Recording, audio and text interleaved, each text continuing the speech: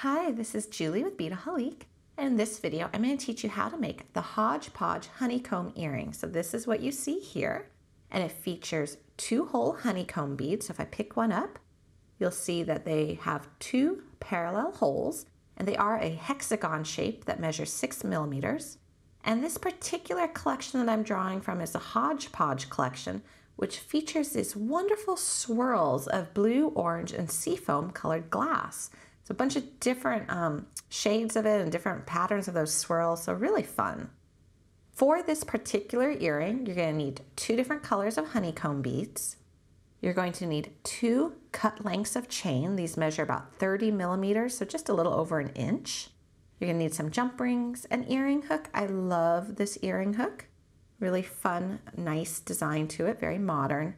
And you're going to need a couple cut lengths, about 5 inches each, of 24 gauge gold craft wire.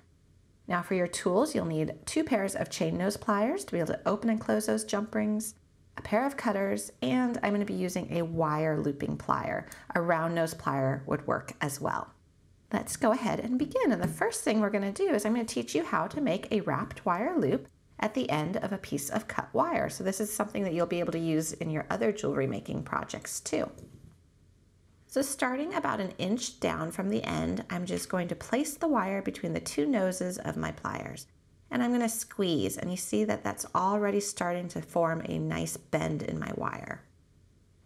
I'm going to go ahead, take that short end and wrap it around the round part of the nose, and then rotate my pliers up towards the top and continue. So I've made a nice full loop.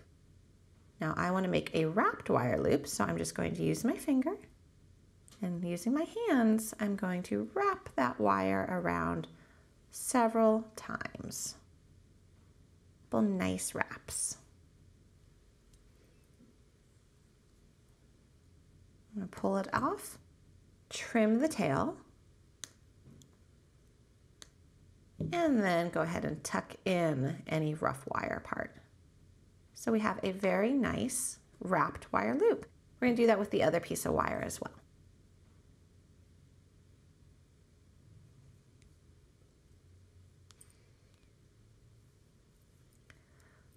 So I love the wire looping pliers. If you've seen our other videos, you'll see that we use them quite a bit, because what's nice is I'm able to really grip this wire. I'm able to hold on to it while I'm doing my wrappings, which is such a handy aspect of this plier, is to have that good solid grip.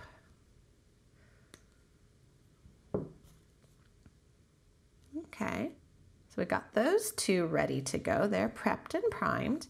And we're going to start by putting onto one of them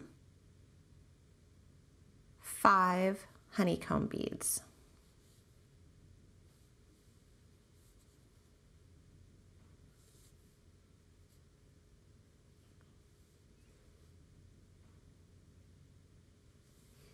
Okay, and you'll notice if they're just on here, they do kind of naturally end up doing this kind of jagged appearance, so they kind of fit together, which is nice. So that's what you really want. You don't want them all like this, where you would have the gaps where you see the exposed wire. You really do want them to do this alternating honeycomb effect. So you're going to scoot them down towards the end, and now we're going to make a wrapped wire loop on the other end. So make sure they're all nice and tight together and pressed up against your wrap wire loop. And now we're just going to take our pliers. We're going to make a wrapped wire loop on this side, right where the wire exits the bead. And the more wraps you do, the tighter this becomes. And so you do want it to actually be pretty stiff, because you don't want these flopping around. So you might be making 2 wraps, you might be making 3, and try to make it so that your loops are facing the same direction. That feels good to me. I'm going to trim it. And again, I'm going to tuck in my tail.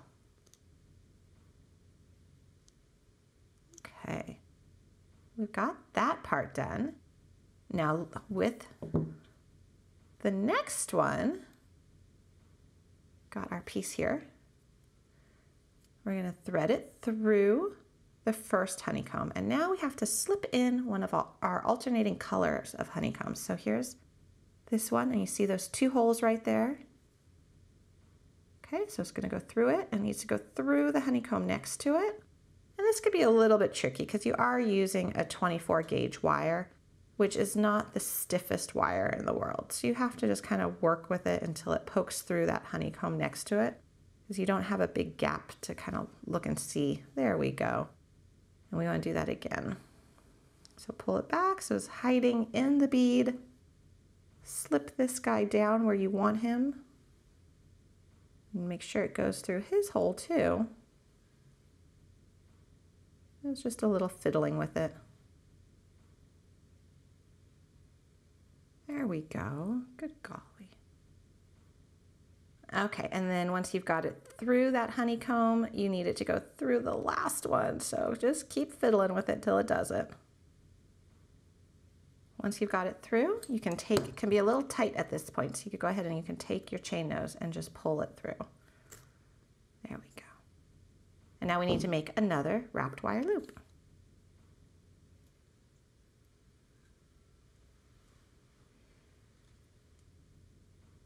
So this is the only tricky loop that you're going to encounter, because if you just pull this off to the side and you try to wrap it around, you're going to end up with this guy in the way. So just go ahead and work it so that it goes between the two loops. And again, do as many as you need or as few as you need to make sure that this is a nice tight panel.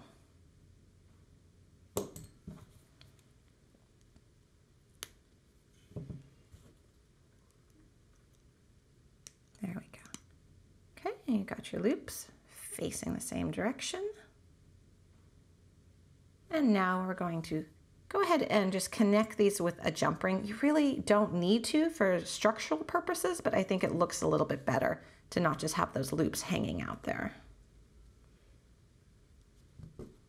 So you're going to open a jump ring by grabbing on either side of the open slit and then just twisting. Put it into the loops and close it.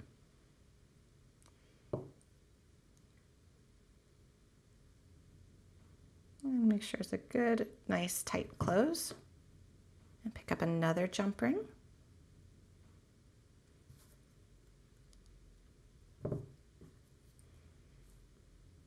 And do the same on the other side.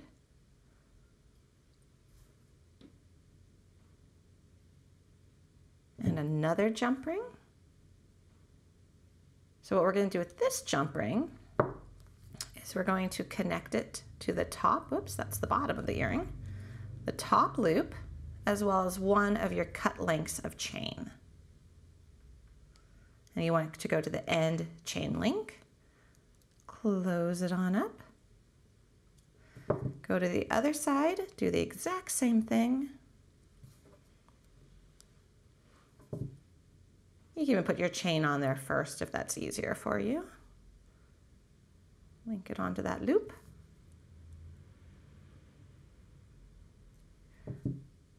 Close it on up. Okay, so we are ready for our last jump ring and our earring hook.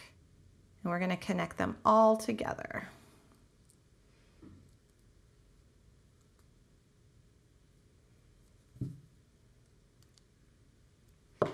So what I like to do is I just like to grab that little last link, walk it over to the other side. So you've got that. Put on the earring hook. Close it on up. And you've got your earring. So that wasn't very hard to do. And it's a really fun geometric shape, so it's very graphically interesting. And we have just so many colors of these honeycomb beads and so many different chains. You can really play around with this design and end up with quite a lot of variations to it. You can even add more rows too of the honeycomb beads if you wanted to, using the same exact technique that we did to secure these first 2 rows together. If you like this video, please subscribe to our YouTube channel and also check out our website, beadaholique.com.